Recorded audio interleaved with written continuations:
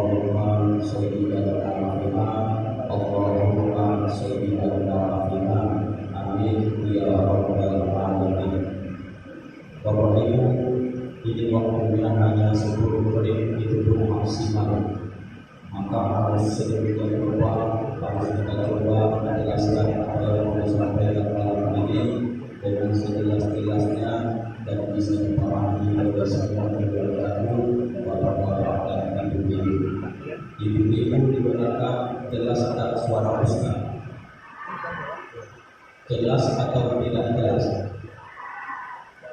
Bapak-bapak jelas atau suara Ustaz? Jelas. Ibu-ibu apa kabar? Sehat? Berarti jelas suaranya kan? Judulnya malam hari ini Bapak Ibu adalah masalah kelebihan orang-orang yang makan pada waktu sahur. Itu judulnya malam ini. Maka Bapak Ibu, sebelum kita jelaskan tentang makan sahur ini, kita lihat dulu ke belakang. Apa yang mau dilihat ke belakang Bapak Ibu? Rupanya kalimat di dalam Al-Baqarah 183 itu menerangkan tentang orang-orang yang beriman diwajibkan untuk berpuasa. Walladzina min qablikum la'allakum tattaqun itu. Dan ada bunyi ayatnya di situ Bapak Ibu menjelaskan sebagaimana telah diwajibkan atas orang-orang sebelum kami. Orang yang sebelum kita itu mulai dari zaman Nabi Adam sampai kepada zaman Nabi kita Muhammad sallallahu alaihi wasallam, dan juga para sahabat tabi'in sampai tabi'in sampai kita hari ini. Kalau dilihat Bapak Ibu, jangankan umat-umat terdahulu, umat yang terdekat dengan kita pun, agama Yahudi dan Nasrani itu juga Bapak Ibu puasa. Contoh yang paling dekat yang diceritakan, siapa yang puasa paling lama, termasuk umat Nabi Musa alaihissalam Bapak Ibu. Cara berpuasa yang umat Nabi Musa itu bagaimana Bapak? Mereka Bapak Ibu selama 40 hari 40 malam, umat Nabi Musa ini tidak pernah makan dan minum mulai dari hari pertama sampai hari ke-40. Kuat mereka Ustaz, kuat Bapak Ibu. Apa sebab? Karena mereka ini baik dari postur tubuh dan juga kekuatan mentalnya jauh berbeda dengan umat Nabi Muhammad Sallallahu Alaihi Wasallam.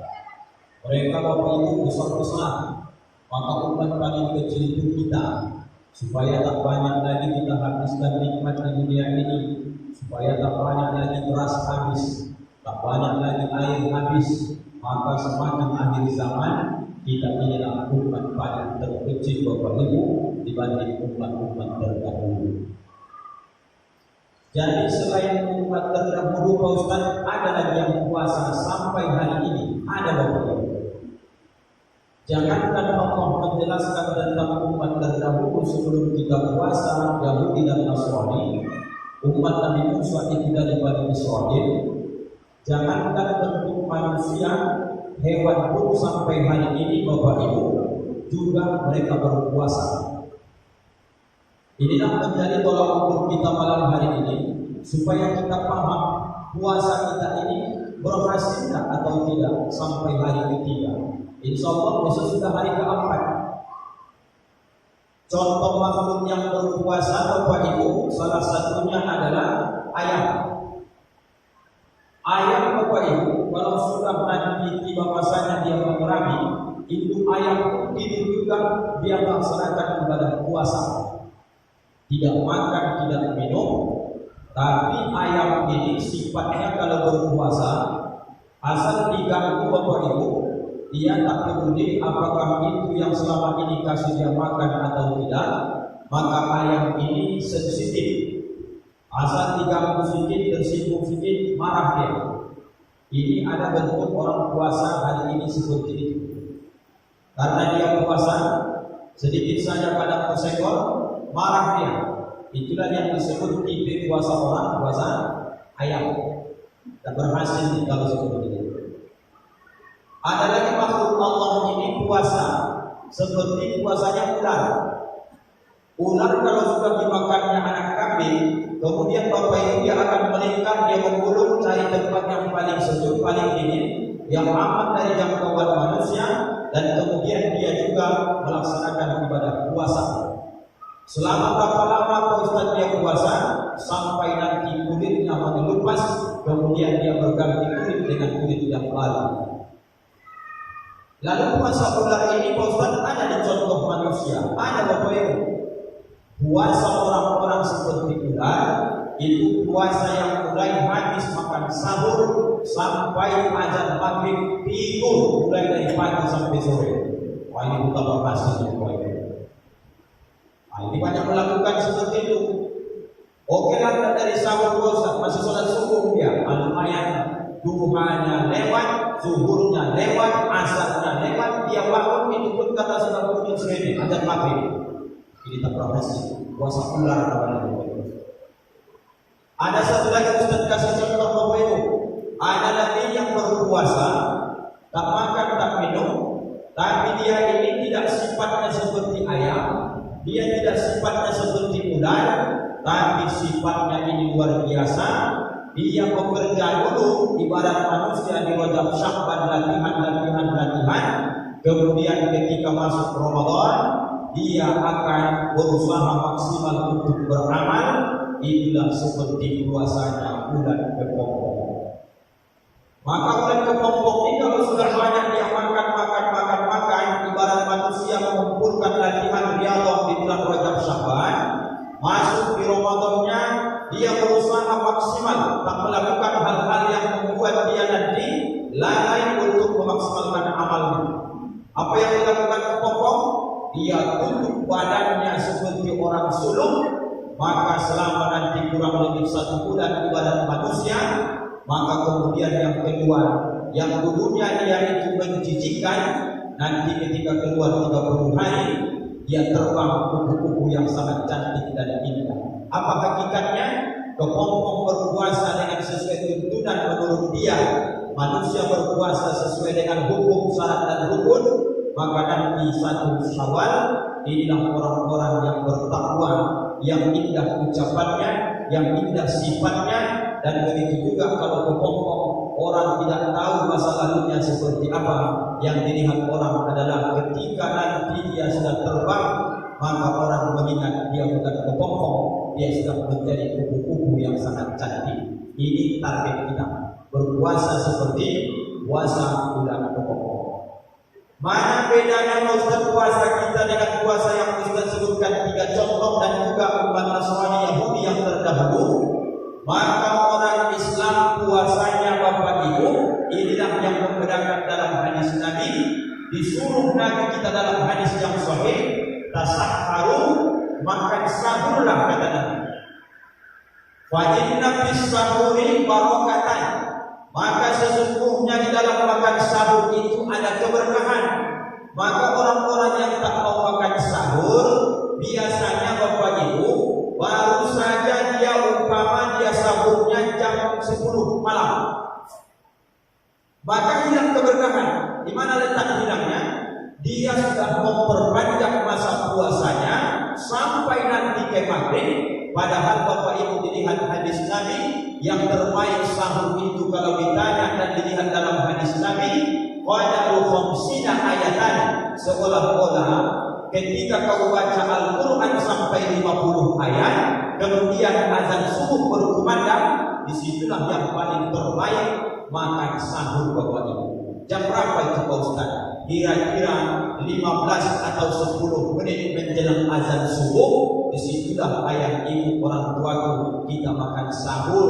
Jangan makan sahur jam 2, jangan makan sahur jam 3. Kalau Bapak Ibu makan sahur jam 3, subuh kita sekarang jam 5:08. Bapak Ibu dari jam 3, jam 4 ke jam 5 sudah 2 jam Bapak Ibu memperpanjang puasa untuk menahan tidak makan tak minum. Maka rugi. Maka ikuti sunnah Nabi. Bersahurlah kata Nabi, dalam sahur itu ada berkah. Apa makna berkah itu? Kata Imam Ghazali, ziyadatul khair, bertambah kebaikan. Kalimat ziyadah itu orang Islam habis maghrib dia makan, maka nanti supaya kuat puasa besoknya dia tambah lagi dengan memperkuat makan sahur. Jangan Bapak Ibu tak makan sahur. Kalau Bapak Ibu tak makan sahur, biarpun kuat, maka Bapak Ibu sudah melewatkan sunnah Nabi. Sama seperti orang yang pergi dalam perjalanan musafir. Apa kata dia? Aku bawa mobil pribadi, jam berapapun nanti aku singgahkan bisa, kata dia. Aku tak ambil rukhsah, tak ada keringanan. Aku tak yakin ada yang itu jamak dan qasar, di mana nanti azan di situ berhenti. Dia tak paham bahwa ketika orang dalam perjalanan tidak menentu apa para bahaya yang akan datang.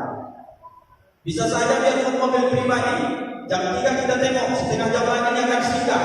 Rupanya tiba-tiba meledakkan mobil. Maka terbengkalailah tadi yang diniatkan untuk sholat asar berjamaah. Maka ketika agama ini mengasih rukhsah keringanan Bapak Ibu, ambil. Ketika dikasih Nabi ini keringanan, kita tak disuruh puasa seperti orang Bani Israel siang malam tak makan tak minum. Kita diberi Allah keringanan lewat hadis Nabi. Malamnya habis kita sholat maghrib, ketika tadi azan berkumandang, sirene dibunyikan, sudah boleh makan, boleh minum. Nanti jam 10 Bapak Ibu lapar lagi, makanlah. Tapi jangan sampai gara-gara makan jam 10 habis tarawih witir tadi, Bapak Ibu tak makan sahur. Ini salah. Kenapa salah Pak Ustaz? Pertama, melalaikan sunnah. Yang kedua, memperpanjang waktu Bapak Ibu menahan untuk makan dan minum. Maka jangan ditambah lagi jamnya, karena kita ini Nabi tahu kita sangat lemah. Allah tahu kita ini umat paling kecil, maka dikasih kita keringanan. Malam hari silahkan makan minum, dan kemudian dimulai dari jam 5 pagi. Di situ baru sampai jam setengah 7 sore, barulah kita disebut dengan berpuasa. Maka satu lagi yang perlu ditegaskan, kalau di Indonesia ini yang beredar sama kita Bapak Ibu ada disebut dengan imsak. Imsak itu artinya menahan. Kalau dalam bab masalah kitab fikih, imsak itu arti dari saum, puasa itu sendiri. Maka Bapak Ibu ketika mendengar sirene dari Masjid Al-Ghufran atau diumumkan sama imam atau pengurus kita, Bapak Ibu sekarang sudah masuk waktu imsak. maka kemudian dibunyikan alarm atau sirene, Bapak Ibu masih makan atau minum atau sudah berhenti? Masih makan. Maka ketika mereka umumkan imsak, itu kalau dalam fikih sudah mulai menahan. Tapi karena di Indonesia ini ada disebut dengan bahasa imsak, diartikanlah bahasa Indonesia imsak itu supaya waspada, berhati-hati. 5 atau 10 menit lagi mau azan subuh, Bapak Ibu supaya berhati-hati. Jangan sampai nanti masih ada makanan di mulut. Bentar lagi azan subuh ini. Artinya kalau masih imsak, masih boleh kita Bapak Ibu makan dan minum. Mana batasnya Pak Ustaz? Ketika sudah berkumandang azan sholat subuh, barulah berhenti makan dan minum. Jadi Bapak Ibu orang Indonesia ini unik-unik. Ada saja di bahasa-bahasa yang dikomplikasi sehingga dijadikan menjadi salah satu ikhtiar kehati-hatian karena kita banyak bermazhab Imam Syafi'i. Sekali lagi ditegaskan, Bapak Ibu usahakan jangan sampai kelewat untuk makan sahur. Karena yang pertama ini sunnah Nabi, yang kedua tidak ada tujuan puasa ini Bapak Ibu untuk mengazab kita berlapar-lapar, kemudian bersusah-susah. Allah memberikan yang terbaik. Tak apa-apa makan kalian jam 4 sampai jam 5, azan subuh berhenti, nanti efek dari sahur keberkahannya pasti Bapak Ibu di pagi hari segar dan tidak seperti puasa-puasa sebelumnya. Maka kalau ada orang berpuasa tidur aja bawaannya, maka ada yang salah ketika santap makan sahurnya. Kalau ada orang yang berpuasa, lalat pun hinggap di mulutnya, di mukanya, tak bisa lagi diusirnya, ini ada yang salah dalam sahurnya. Tapi orang berpuasa mestinya energi, orang berpuasa habis subuh itu mestinya memperbanyak amal. Bukankah Pak Ustaz tidur juga puasa itu ibadah? Betul. Tapi alangkah lebih baiknya ketika di Ramadan jangan berbanyak tidur, tapi banyakkan mengkhatamkan Al-Quran, banyakkan baca tasbih dan zikir yang lain. Maka Bapak Ibu di samping itu berbanyak dan tingkatkanlah solat-solat sunnah, baik duha, tahajud, witir, tasbih, solat hajat, solat sunat tawaf, banyak yang bisa dilakukan. Jadi Bapak Ibu yang dimuliakan Allah, yang terakhir Ustaz ingin titip pesan kepada kita semua. Bapak Ibu yang hari ini merasa kadang puasa itu kuman penyakit dan segala macam, maka nanti kalau habis makan sahur, Ustaz kasih amalan ada 2. Yang pertama Bapak Ibu, ini yang biasa, kalau Bapak Ibu habis makan sahur, jangan lupa membaca surah Al-Fatihah. Habis baca surah Al-Fatihah, tiupkan di telapak tangan, usapkan ke wajah dan usapkan ke perut kita. Niatkan supaya diberi Allah kekuatan puasa barokah surah Al-Fatihah. Satu lagi ditambah, jangan lupa habis membaca Fatihah ini, kalau ingin lebih kuat lagi, baca surah Al-Quraisy. Li'ila fi Quraisyin ila fihim rihlatash shita'i was-shayf falyabudu rabb hadzal bait alladzi at'amahum min ju' wa amanahum min khauf. Tiupkan ke telapak tangan, usapkan langsung ke perut kita, niatkan supaya diberi Allah pertolongan ketika menjalankan ibadah puasa. Maka kalau ada orang bulan Ramadan bermalas-malasan, yang bermasalah itu di waktu sahurnya. Kalau ada orang di bulan Ramadan kumat penyakitnya, yang bermasalah itu di sahurnya. Tapi kalau ada orang nampak Ramadan lebih bersemangat dan kemudian dia tidak merasa sebenarnya puasa itu biarpun menahan lapar haus, lemah juga, tapi semangatnya semakin luar biasa, berarti salah satu yang diamalkan adalah makan sahurnya sesuai dengan sunnah Nabi kita Muhammad sallallahu alaihi wasallam. Mudah-mudahan Bapak Ibu, sudah 3 kali saya ditengok pengurus ini, lama kali ceramah ini begitu. Lewat 2 menit Bapak Ibu, saya tengok jamnya di sana. Bapak Ibu yang dimuliakan Allah, mohon maaf, mohon izin atas mungkin keterlambatan dan juga mungkin terlalu lama waktunya. Mudah-mudahan apa yang disampaikan bisa beri manfaat. Mari sama-sama kita amalkan dan Ustaz doakan bersama-sama kita di Ramadan ini, jumpa kita di Ramadan tahun-tahun berikutnya. Amin ya rabbal alamin. Terima kasih Bapak Ibu atas segala perhatian penghormatan. Mohon maaf izin atas segala kekurangan keterbatasan ilmu kebodohan Ustaz. Maafkan Ustaz dunia dan akhirat Bapak Ibu. Maaf Bapak Ibu. Alhamdulillahirabbil alamin. Kita tutup dengan doa kafaratul majelis. Subhanakallahumma wa bihamdika asyhadu an la ilaha illa anta astaghfiruka wa atubu ilaik. Assalamualaikum